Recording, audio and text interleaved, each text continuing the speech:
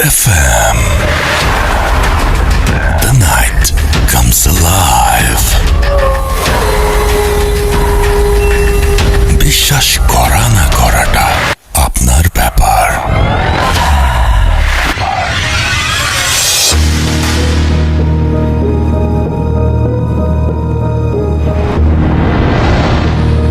ঘড়িতে সময় রাত 11:59। আপনাদের সবাইকে স্বাগত জানাচ্ছি আমি রাসেল, এবং বৃষ্টি স্নাত এই সুন্দর রাতে আপনাদের সবাইকে আমন্ত্রণ জানাচ্ছি ভূত এফএমে। আশা করছি আপনারা সবাই ভালো আছেন এবং ভালোর দলে আছেন।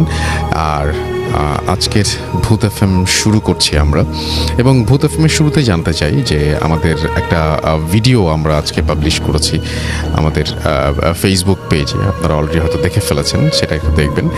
আর আমাদের সাথে যারা অতিথি আছেন তাদের মধ্যে একজন স্পেশাল অতিথি আমাদের সঙ্গে আছেন, তিনি হচ্ছেন ডক্টর আলিফ। তিনিও কিছুক্ষণের মধ্যে ঘটনা শেয়ার করবেন। আমাদের এই মাসেই রয়েছে হ্যালোইন, এবং সেই হ্যালোইনের জন্য আমরা যেটা করতে চাই সেটা হচ্ছে আপনাদের সেরা ঘটনাগুলো চাই, এবং সেরা ঘটনা যারা পাঠাবেন তাদের জন্য আমরা চেষ্টা করব যে স্পেশাল করে কিছু রাখতে। তো যাই হোক, আপনারা ঘটনা পাঠিয়ে দিন। আমাদের ঘটনা পাঠানোর অ্যাড্রেস এবং আমাদের সাথে কীভাবে কমিউনিকেট করবেন সেটা আমি জানিয়ে দিচ্ছি। আমাদের সাথে যদি ঘটনা পাঠাতে চান বা লিখতে চান, তাহলে যেটা করব সেটা হচ্ছে যে আপনি চলে যান আমাদের ইমেল অ্যাড্রেসে bhuthfm@radio40.fm, সেখানে আপনার ঘটনা পাঠান। অ্যান্ড আমাদের দুটো ফেসবুক পেজ রয়েছে, www.facebook.com/radio.40 and www.facebook.com/bhuthfm.russell। এই দুটো জায়গায় এসেও আপনি আপনার নাম, আপনি আপনার আমাদের যে আজকের পোস্ট রয়েছে সেখানে লাইক দিতে পারেন, কমেন্ট করতে পারেন, শেয়ার করতে পারেন, যেটা আপনার ইচ্ছা। কোন ঘটনা ভালো হচ্ছে সেটা জানাতে পারেন, কোন ঘটনা ভালো হচ্ছে না সেটাও জানাতে পারেন, কোন ধরনের আপনাদের এক্সপেকটেশন কি, সব কিছু নিয়ে আপনি আমাদের জানাতে পারেন।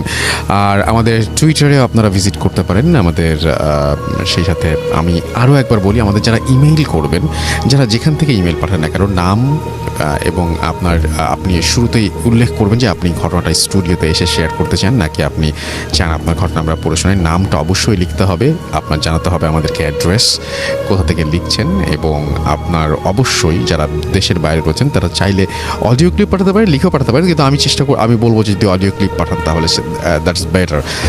সো এই হচ্ছে অবস্থা, এবং আজকের মতো আমরা যেটা করব সেটা হচ্ছে শুরু করব আমাদের আরও একটি এপিসোড, এবং এই এপিসোডটি ডেফিনেটলি আমি আশা করব যে ভালো হবে, কারণ আপনাদের প্রিয় ডক্টর আলিফ আছেন এখানে। তো চলুন শুরু করি আমাদের আজকের এপিসোড ডক্টর আলিফকে দিয়ে।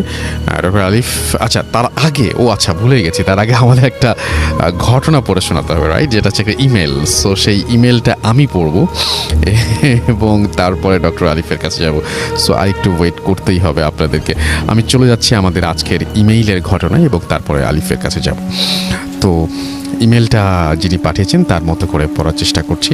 আসসালামু আলাইকুম রাসেল ভাই, আমি চাই আপনি আমার ঘটনাটা পড়ে শোনান, এটাই তিনি লিখেছেন। তো আমি তার প্রত্যাশা অনুযায়ী ঘটনাটা যেহেতু সিলেক্টেড হয়েছে আমি পড়ে শোনাচ্ছি। তিনি লিখছেন, এই ঘটনাটি আমার মায়ের মুখ থেকে শোনা। আমার নানুর বাড়ি হবিগঞ্জ জেলার নবীগঞ্জ থানার ঘোলডুবা নামক গ্রামে। আমার নানু বাড়ি তখনকার সময় ছিল গ্রামের শেষ মাথায়।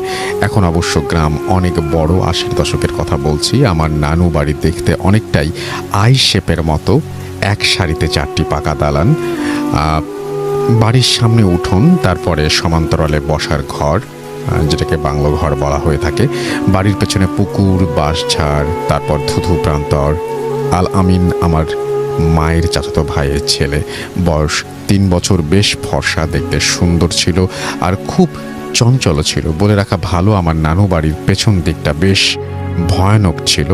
গ্রামের শেষ মাথায় হওয়ার কারণে দিনের বেলায়ও নিস্তব্ধতা বিরাজ করত, আর তাই ওই দিকটায় অনেকেরই অনেক ভয়ের অভিজ্ঞতা আছে। সেটা না হয় আজ নাই বলি। ফিরে আসি আলামিনের ঘটনায়। ওই দিন দুপুর থেকেই আলামিনকে খুঁজে পাওয়া যাচ্ছিল না। খুঁজতে খুঁজতে বিকেলের দিকে তাকে পাওয়া যায় বাঁশঝাড়ের নিচে। ঘরে নিয়ে আসা হয় তাকে। সংজ্ঞা ফিরে এসে বলে পুকুর পাড়ে খেলতে গিয়েছিল। তারপর আর কিছু তার মনে নেই। সমস্যা শুরু হয় সন্ধ্যায়। ধীরে ধীরে তার খিঁচুনি হতে থাকে। অদ্ভুত ভঙ্গিতে মোচ্ছাতে থাকে বিছানার ওপর। দেখতে দেখতে বাড়ির সব মানুষ ভিড় করে তাদের ঘরে। সবাই হুজুরকে ডাকতে বলে, আর আমার আপন মামা ডাক্তার রাখতে গেলেন। বলা বাহুল্য, তখনকার সময় ডাক্তার পাওয়া সহজ ছিল না। এর মধ্যেই আমার এক চাচাতো মামি, যিনি একটু আগে এই সব বিষয় জানতেন, তিনি আলামিনকে আল কুরআনের সূরা ইয়াসিন পড়ে ফু দিতে থাকেন। কিন্তু তার পড়া শেষ হওয়ার আগে আল আমিন বিছানা থেকে উঠে দৌড় দেয়। কয়েকজন তাকে থামানোর চেষ্টা করেও পারেনি। এত ছোট একটা বাচ্চা এত জোরে দৌড়ানো অসম্ভব। আর শুরু হয় আবার সেই খোঁজ করা। লাইট হ্যারিকেন নিয়ে সবাই খুঁজতে যায়। ইতোমধ্যে হুজুরও এসে পড়েন। আলামিনকে পাওয়া যায় সেই বাঁশ ঝাড়ের নিচে। হুজুর দোয়া দুরুদ পড়েন আর পানি পড়া দিয়ে আলামিনের বাবাকে বাইরে ডাকেন। তিনি যা বলেন তা শুনে তার মাথায় আকাশ ভেঙে পড়ে। হুজুর বলেন, এটা সারানো আমার সাধ্যের বাইরে, আপনারা অন্য হুজুর দেখেন। তিনি আর কিছু না বলে চলে যান। এরপর মামা ডাক্তার নিয়ে আসলে তিনিও কোনো সদুত্তর দিতে পারেন না। তিনি তাকে সিলেট মেডিকেল নিয়ে যেতে বলেন। সারা বাড়ি স্তব্ধ, শুধু আলামিনের অদ্ভুত কণ্ঠের আর্তনাদ। 2-3 লোক মিলে বিছানায় ধরে রাখতে বেগ পেতে হচ্ছে একটা বাচ্চা ছেলেকে। মামিরা কোরআন পাঠ করতে থাকেন।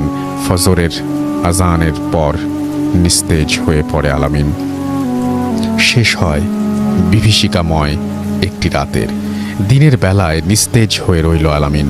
ওই দিনই গাড়ি রিজার্ভ করে সিলেট মেডিকেলে নিয়ে যাওয়া হয় তাকে। ডাক্তাররা পরীক্ষা করে কোনো রোগ খুঁজে পেলেন না। ওই দিন সন্ধ্যায়ও শুরু হয় সেই তাণ্ডব, যা দেখে হতবাক হয়ে যান ডাক্তার। না, এর সাথে তো কোনো রোগের মিল নেই। ঘুমের ওষুধ দিয়ে ঘুম পাড়ানোর চেষ্টাও কাজে আসছে না। এইভাবে 3 দিন চলার পর